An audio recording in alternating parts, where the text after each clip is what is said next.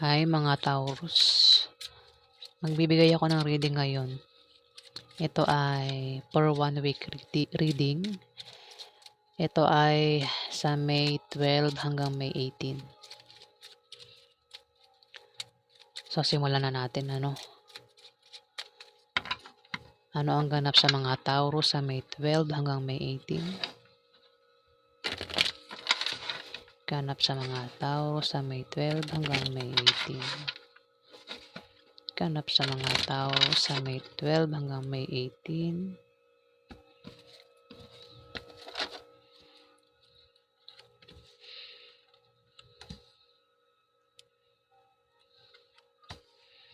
Taurus, meron ditong Scorpio, Pisces o Cancer na bata sa'yo, Taurus. Maaaring payuhan ka niyan sa linggong yan, Taurus. At maaaring hindi mo tatanggapin ang payong yan. O maaaring huwag mo na lang gawin at tanggapin ang payo niya dahil hindi rin magbubunga ng maganda, Taurus. Bata yan sa'yo. Scorpio, Pisces o Cancer. Babae o lalaki ang gender. O maaari din na kung isang Scorpio, Pisces o Cancer ang tinutukoy, maaaring siyang tinutukoy ng 7 of Spades na kung may magpapayo sa kanya sa linggong yan, huwag na lang niyang gawin at tanggapin dahil hindi rin magbubunga ng maganda, Taurus. Dahil ang taong ito ay may attitude o ang taong yan ay may maling paniniwala na para sa kanya ay tama, Taurus. Kumbaga, maling direksyon ang pinaniniwalaan niya, Taurus. Kumbaga, kung anong payo mo sa taong yan, hindi rin maganda ang resulta, kasi meron siyang maling paniniwala na para sa kanya ay tama. Salungat sa direksyon ng tagumpay, Taurus. Dito,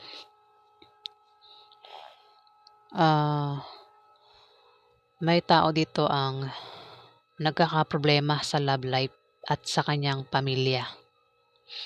Maring itong taong ito ay may gulong kinakasangkutan, Taurus. Maring ikaw ang tinutukoy o isang Scorpio, Pisces o Cancer na bata sa'yo, babae o lalaki ang gender.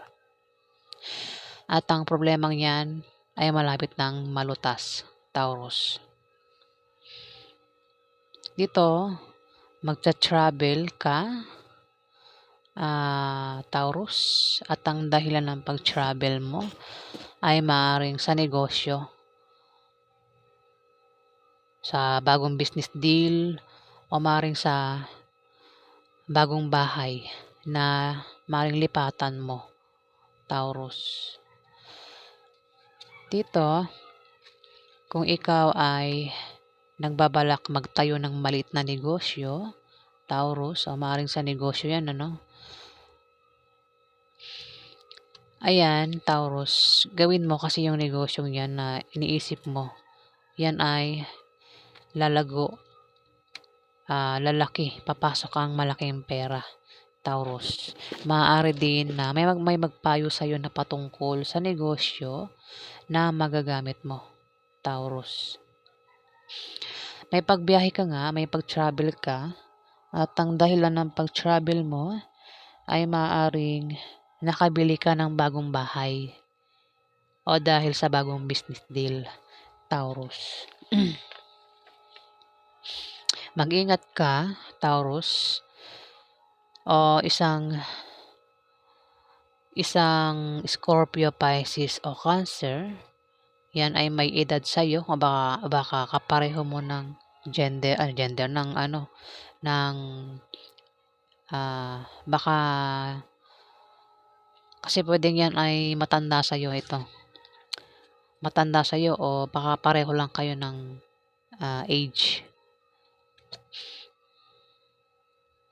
Ayan, mag-ingat ka diyan. Taurus, yan ay Scorpio, Pisces o Cancer na lalaki. Taurus, yan ay maaaring manibugho at magselos, maaaring pagselosan ka, Taurus. At sa sobrang panibugho ng taong ito sa'yo, maaaring makagawa ito ng bagay na ikasisira mo sa iba, Taurus, at maapektuhan ka. Ang taong ito ay may masamang intention sa'yo, Taurus. Pwede rin naman, i-reverse natin. Maaaring isang King of Hearts, Taurus, ang maaaring pinag-iingat ng card sa taong naninibugho sa kanya, sa galit, taong galit sa kanya. Isang lalaki ito, King of Hearts. May tao sa kanya ang galit, naninibugho sa galit, o maaaring pinagseselosan. Baka ikaw, no? Baka pinagseselosan mo ito, King of Hearts, Taurus. At galit ka sa kanya, naninibugho ka sa kanya, at pinagseselosan mo nga siya, Taurus. At maaaring makagawa ka ng bagay na ikasisira niya sa linggong yan, Taurus. At maaari din na meron kang masamang intention sa kanya, Taurus, sa linggong yan. Lalaking Scorpio, Pisces o Cancer. Zodiac sign niya. Dito, Taurus, may darating sa kanya na opposition at obstacle, pero yan ay panandalian lang. Yan ay mga biyaya na akala niya ay hadlang sa kanyang trabaho, sa kanyang negosyo, o sa kanyang pakikipagrelasyon. Pwede ikaw din ang tinutukoy niya, o itong Scorpio, Pisces o Cancer. Ngayon, maging sensitive siya. Dahil yan ay tunay na biyaya at hindi tunay na mga hadlang. Taurus, ayan, nabubulol ako. Maaari din naman, Taurus, na ang taong ito, Scorpio, Pisces o Cancer na lalaki, ay maaaring ma-depress sa linggong yan at maging negative ang pananaw niya sa buhay, Taurus. Maaari din naman na ikaw yan. Maaaring ikaw yung ma-depress at maging negative ang pananaw mo sa buhay. Dalawa lang yan, pwede ikaw o itong Scorpio, Pisces o Cancer na lalaki. May tao kasi dito ang maaaring ma-depress at maging negative ang pananaw sa buhay sa linggong yan. Dito, siswertihin ka dito, Taurus, sa linggong yan. Maaaring ikaw ay makatanggap ng biyaya na manggagaling sa kamag-anak mo o galing sa kaibigan mo, Taurus. Maaari din naman, Taurus, na may tao dito ang magkaka-interes sa'yo. Gusto kanyang mahalin at talagaan sa linggong yan.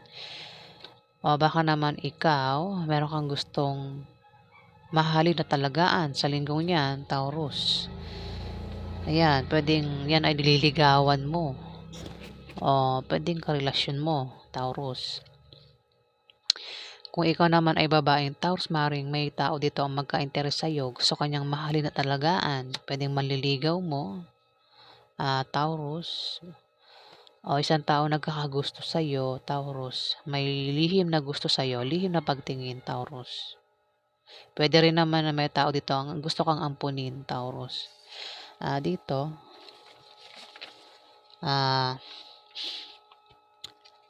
kung meron kang negosyo, Taurus, yung negosyo mo ay lalago at taangat sa linggong yan. Pero maaari kang magka-problema kung ang ka-business deal mo ay ka-opposite sex mo na maaari may gusto sa'yo, Taurus. Pwedeng kung wala kang negosyo, pwedeng kasama mo yan sa trabaho mo, Taurus. Yung taong yan na maaari may gusto sa'yo, Taurus. At maaari magkaroon ng problema sa inyo ng taong ito. Kapartner mo yan sa negosyo o sa trabaho. Ayan, Taurus. Ayun nga, mayroon ngang magkaka-interes sa'yo, Taurus. Ayan, maaaring kasama mo sa trabaho mo o sa negosyo mo, Taurus. Maaaring yan ay ka-partner mo sa negosyo. Ayan, maaaring magkagusto siya sa'yo. Kung babae ka ang Taurus, maaaring magkagusto nga sa'yo at ligawan ka niyan sa linggong yan, Taurus. At maaaring magkaroon ng problema sa inyo, no, Taurus, ang taong yan. Ayan, puwedeng reverse mo, puwede ikaw may magustuhan ka sa trabaho mo o sa negosyo mo, Taurus. Ayan, at maaaring ligawan mo siya, no, at magkakaroon ng problema sa inyo. Baka ka naman talagang ka-partner mo yan sa negosyo o sa trabaho mo, baka karelasyon mo yan, Taurus. At maaaring magkaroon ng away sa inyo sa linggong yan, Taurus. Hindi kayo magkaintindihan. So, ayan po ang ganap sa inyo, Taurus. Alamin pa natin ang ganap sa inyo. Ano pa ang ganap sa mga Taurus sa May 12 hanggang May 18? Ganap sa mga Taurus sa May 12 hanggang May 18.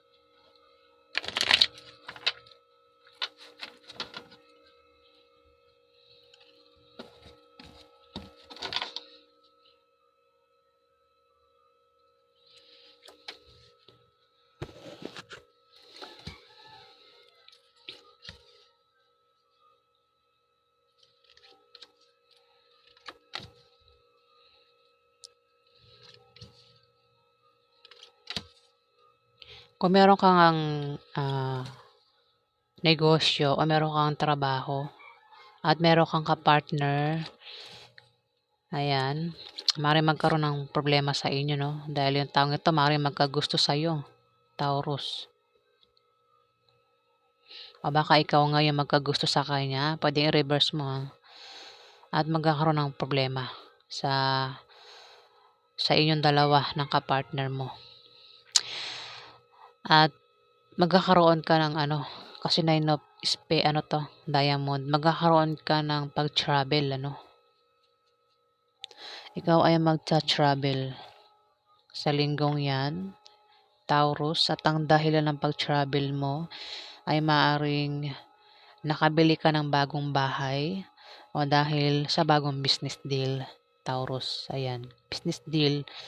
O, meron kang ka-business deal na ka-same mo ng gender, ka-opposite sex mo na maaaring magkagusto sa'yo, Taurus, at maaaring magkaroon ng problema sa inyo sa linggong yan, Taurus. Dito, may tao dito ang pinag-iingat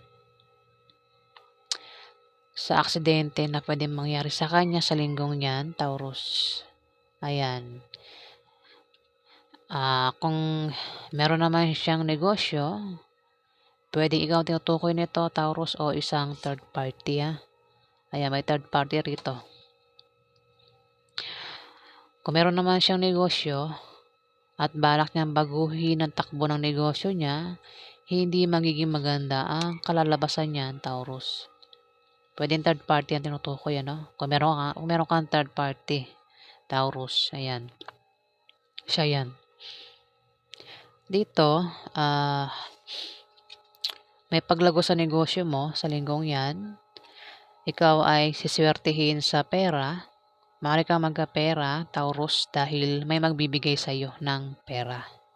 Maaari din naman na ang perang yan ay manggagaling mismo sa negosyo mo o sa trabaho mo, Taurus.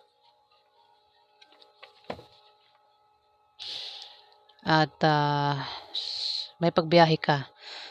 Sa iyong pagbabiyahe, sa iyong pag-travel, may makikilala ka ng mga bagong kaibigan na magugustuhan mo o lalaking magugustuhan mo, Taurus. Kung meron kang kahilingan at pangarap sa buhay sa linggong yan ay magkakatotoo, Taurus. Ayan. Maaaring may dumating din sa iyo na masamang balita na ipag-aalala mo. Ayan, Taurus. 10 of Spades, masamang balita yan, Taurus. Dito, kung nagbabalak kang magtayo ng maliit na negosyo, ayan, gawin mo kasi yung negosyong yan ay lalago at lalaki. Papasok ang malaking pera, Taurus.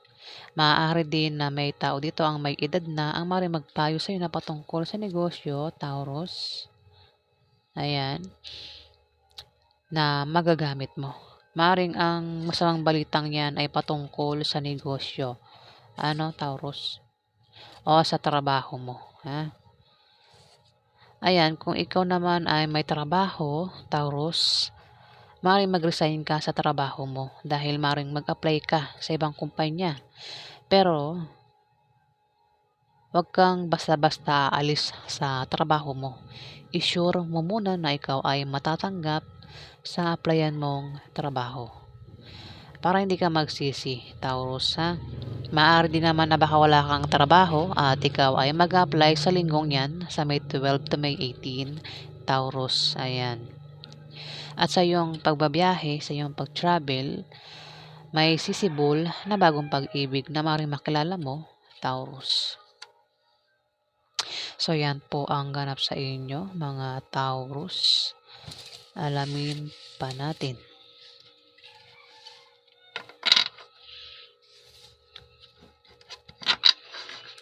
Ano pa ang ganap sa mga Taurus sa May 12 hanggang May 18? Ganap sa mga Taurus sa May 12 hanggang May 18.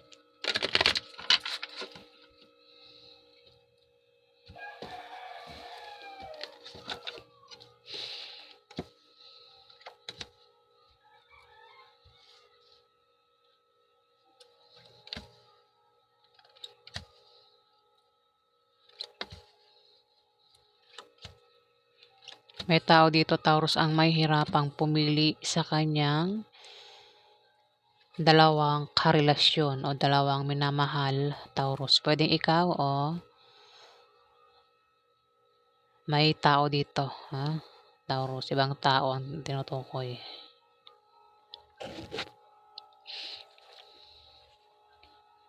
Maaaring magkaroon ng away sa linggong yan, Taurus, sa inyo ng karelasyon mo at posible kayong magkahiwalay, Taurus. Dahil maaaring yan ay may pinagseselosan o maaaring yan ay meron kayong problema sa pera, Taurus, o kung ano man yung pinaproblema nyo at magkakaroon ng away sa inyo ng karelasyon mo, Taurus. Dito, ikaw ay mamimili sa dalawang karelasyon mo. Ayan. So, dalawang karelasyon mo, Taurus. Hirap kang pumili kung sino pipiliin mo. Di ba? May pagpili kang gagawin, Taurus, sa linggong yan. Dito, maaaring mag-apply ka nga ng trabaho sa linggong yan. Ayan. At sa iyong pagbabiyahe, pagcha-travel, maaaring may makilala ka na bagong pag-ibig, Taurus. Ayan, may sisibol na bagong pag-ibig. Mag-ingat ka lang sa aksidente na pwedeng mangyari sa iyo sa linggong yan, Taurus. Ayan. Ano kasi yan, misfortune, kamalasan, na Taurus. Kung ikaw naman ay may negosyo, Taurus, at balak mong baguhin ang takbo ng negosyo mo, hindi magiging maganda ang kalalabasan niyan, Taurus. Kaya wag mo nang baguhin. Maaring pagtaksilan mo ang karelasyon mo, Taurus. Maaring lokohin mo siya. At dahil sa iyong pagsisinungaling at panglilin lang sa karelasyon mo, ay maaari kayong magkahiwalay, Taurus. O baka naman ang tinutukoy itong taong maring third party, ang tinutukoy na kailangan niya mag-ingat, Taurus. Pero pwede ikaw nga, mag-ingat ka kung meron kang karelasyon na iba, Taurus. O baka pinagbabalak kang lokohin ang karelasyon mo kasi 8 of Diamond, ikaw ay mag-apply sa linggong yan at may makikilala ka na bagong pag-ibig, Taurus. At maring lokohin mo at pagtaksilan mo ang karelasyon mo, Taurus. Ayan. Dito, may hadlang dito, Taurus. Hahadlangan ka ng isang fire sign, babae o lalaki. Yan ay Aries, Leo o Sagittarius. Hahadlangan ka o hahadlangan mo siya, Taurus. Dalawa ito, Taurus, babae o lalaki. Babae, lalaki. At ang zodiac sign, Scorpio, Pisces o Cancer. At ang isa, Aries, Leo o Sagittarius. Bata yan sa'yo pareho, Taurus. Maring hahadlang sa'yo o ikaw yung hahadlang sa dalawang ito, Taurus, sa linggong yan. Ha? Sa mga gusto niyang gawin, sa mga gusto mong gawin, hahadlangan ka ng dalawang ito, Taurus. O ikaw yung hahadlang sa dalawang ito, Taurus.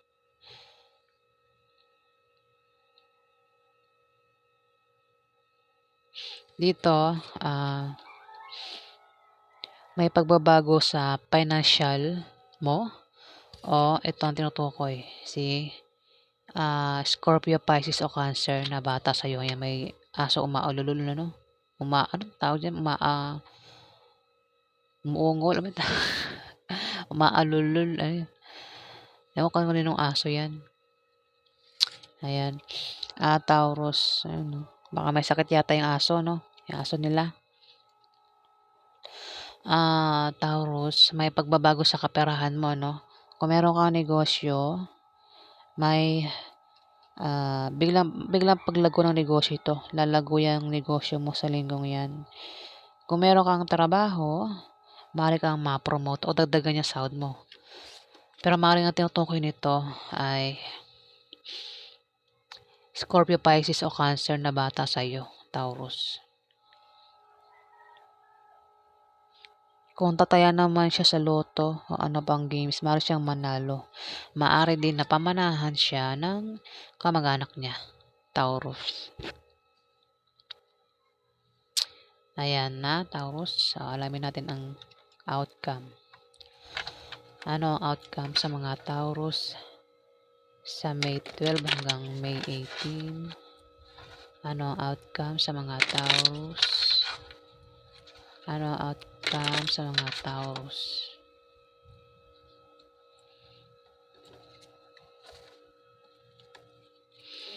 Ano ang outcome sa mga Taurus sa May 12 hanggang May 18? Outcome sa mga Taurus sa May 12 hanggang May 18. Outcome. Ano outcome sa mga Taurus sa May 12 hanggang May 18? Anong gawin sa mga Taurus sa May 12 to May 18?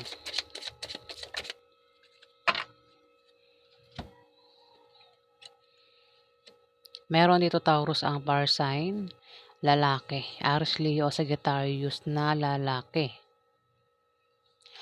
Ang maaring nagbabalak magtayo ng negosyo at siya ay magtatagumpay. Ano?